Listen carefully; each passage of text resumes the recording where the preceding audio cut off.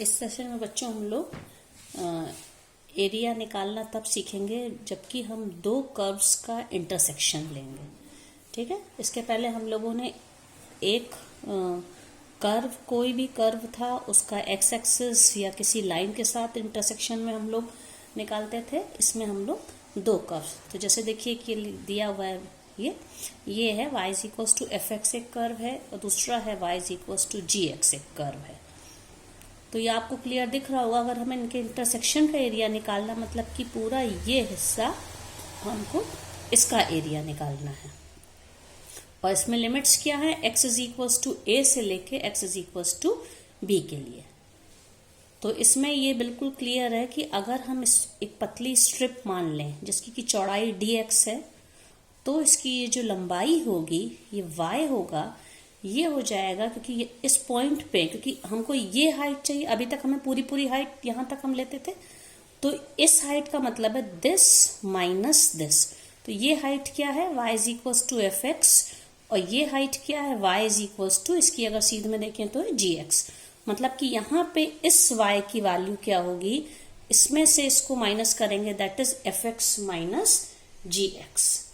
तो इसलिए जो इसका एरिया होगा इस कर्व का, इस पूरे कर्व का जब हम एरिया निकालेंगे, और बच्चों आपको ये क्लियर होगा यहाँ पे F X is greater than G X, क्योंकि एफ एक्स, ये जो पूरा फंक्शन एफ एक्स है, इसका एक्स एक्सिस के साथ एरिया ये देखिए ये पूरा इतना है, और जी एक्स का, ये जी एक्स कर्व जा रहा है, बस हम यहाँ से यहाँ तक के बीच की बात कर रहे हैं, x is equals to A से बी के बीच में ये जी एक्स है, इसका एरिया कितना है, ये इतना पोर्शन है। ठीक है, तो क्लियर है कि एफ एक्स का एरिया ज्यादा है, पूरा ये हिस्सा, और जी एक्स का एरिया ये है। तो हम जब area bounded bye these two curves लेंगे तो हम क्या लेंगे, उसमें F X minus G x, और इस पूरे में से जब इतने को माइनस करेंगे तो ये जो शेड इतना आ रहा है ये हो जाएगा हमारा, इसका एरिया हमें निकालना from limits X is equals to A to B. तो ये जो स्ट्रिप है, तो इसलिए हमारा जो रिक्वायर्ड एरिया होगा, इन दोनों कर्व के इंटरसेक्शन का एरिया होगा, ये क्या हो जाएगा, A to B F X minus G X. F X minus G X में बार बार बता रही हूँ बच्चों, ये हाइट हो जाएगी इंटू डी एक्स। तो इस तरह से दो कर्व को हम लोग, इंटरसेक्शन ऑफ टू कर्व का एरिया इस तरह निकाल सकते हैं। दूसरा, कभी कभी जरूरी नहीं है, कभी हमें मान लीजिए ऐसा भी कर्व मिल सकता है। देखिए ये जैसे एफ एक्स है, इसमें ये एफ एक्स यहां से यहां तक गया, फिर एफ एक्स कंटिन्यू होकर यहां से यहां तक आया। इसी तरह से जी एक्स पहले यहां से यहां तक गया, फिर यहां से। तो अब हम इससे दो एरिया में डिवाइड कर लेंगे, जो रिक्वायर्ड एरिया होगा वो A1 प्लस A2 मान लेंगे। तो A1 का क्या मतलब हो जाएगा, किसका एरिया, इस वाले फिगर का एरिया। ओके, तो हम इसको क्या मान सकते हैं, एरिया ऑफ विच पोर्शन, देखिए ए सी बी, ये मान लीजिए कहीं डी पॉइंट है, A C B D A, area of A C B D A plus, और इस पोर्शन का एरिया क्या हो जाएगा, देखिए B P R Q B, area of B P R Q B का एरिया। अब इसमें जो काम हम लोग ने किया था, अब यहाँ पे क्लियरली देखिए इतने पोर्शन के लिए, यहाँ पे इतने पोर्शन के लिए ये मान लीजिए ये है x is equals to A, okay, और ये हमारा पॉइंट B है। यहाँ पे x कोऑर्डिनेट हमारा क्या है, x is equals to C, और यहाँ पे x कोऑर्डिनेट है x is equals to B। मतलब हमको पूरा A से B के बीच का एरिया निकालना, तो हम इसको दो एरिया में तोड़ लेंगे, this portion, area of this portion plus area of this portion. तो अब इसके लिए इस पोर्शन का जो एरिया, ये x is equals to, limits हमारी क्या है, ये कहां से कहां के बीच है, A टू C में है, और आप क्लियर देखिए यहाँ पे एफ एक्स का एक्स एक्स के साथ जो एरिया है ये पूरा, ये ज्यादा है, और जी एक्स ये फंक्शन है, इसका एक्स एक्सिस के साथ एरिया ये पोर्शन, इतना पोर्शन, ओके, ये कम है। तो यहाँ पे हम क्या लेंगे, F X minus G x, okay, D x. यहाँ पे भी वही पतली स्ट्रिप लेंगे डी एक्स जो हम लोग करते थे। अब इस पोर्शन में देखिए यहाँ पे लिमिट्स एक तो सी से बी हो जाएंगी, फ्रॉम सी टू बी और एरिया क्या हो जाएगा यहाँ पे, अब देखिए बच्चों, ये जो gx फंक्शन था ये इस तरह से, अब यहाँ पे gx ज्यादा हो गया, ये gx का x एक्सिस के साथ एरिया का मतलब है ये पूरा पोर्शन, ये पूरा, और fx, क्योंकि ये fx ये कंटिन्यूड ऐसे जा रहा है, fx का x एक्सिस के साथ एरिया कितना है, इतना पोर्शन। तो क्लियरली यहाँ पे gx ज्यादा है, fx कम है, जो इनका डिफरेंस होगा, अब हम क्योंकि हमको अब इस पोर्शन का एरिया निकालना है, तो क्या हो जाएगा gx माइनस fx।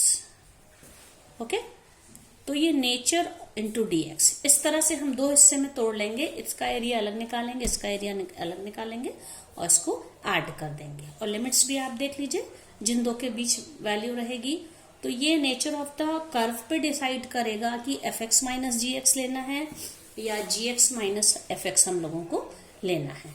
ओके, तो जिसमें इस पर हम लोग एक एग्जाम्पल करते हैं बच्चों, ये सॉल्व एग्जाम्पल है।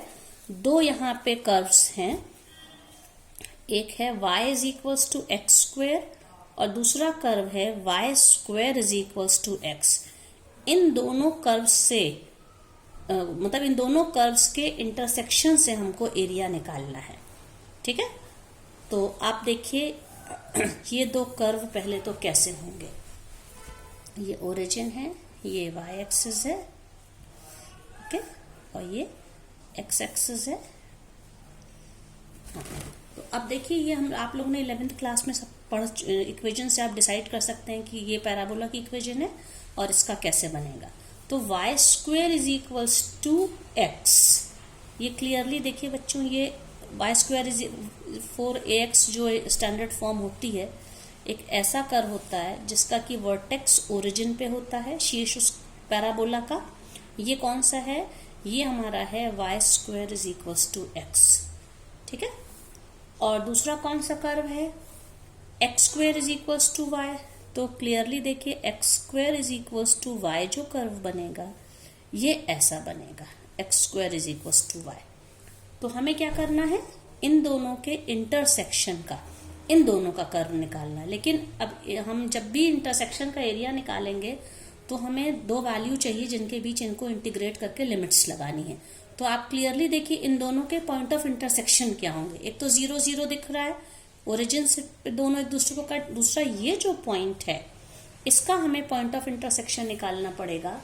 और इसका पॉइंट ऑफ इंटरसेक्शन निकालने के लिए हम इन दोनों इनको हम दो इक्वेशंस मान के, ये मान लीजिए 1 और ये 2, इनको हम सॉल्व करेंगे। ओके, तो आप देख लीजिए यहाँ पे हम इसमें y की जगह पे एक्स स्क्वेयर अगर 1 से लेके 2 में रखेंगे तो क्या मिलेगा, y की जगह एक्स स्क्वेयर रखिए तो y स्क्वेयर है, मतलब कि एक्स स्क्वेयर का square is equals to X.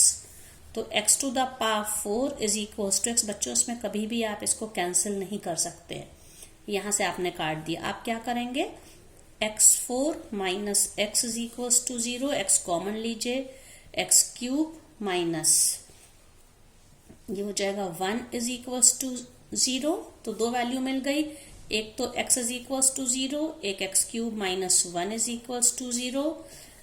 तो x इज इक्वल्स टू 0 मिला, X cube minus 1 is equals to 0 से आपको X cube is equals to 1 मिलेंगे। ठीक है, अब जब भी हमें इस तरह की वैल्यू मिलती है तो इसमें एक रियल वैल्यू होगी x की, और बाकी, क्योंकि ये फर्स्ट क्वाड्रेंट है, आप देख सकते हैं ये फिगर हमारा फर्स्ट क्वाड्रेंट है, और बाकी दो जो होंगे वो इमेजिनरी रूट्स होंगे। तो इससे क्या मिलेगा हम लोग को, x इज इक्वल्स टू 1।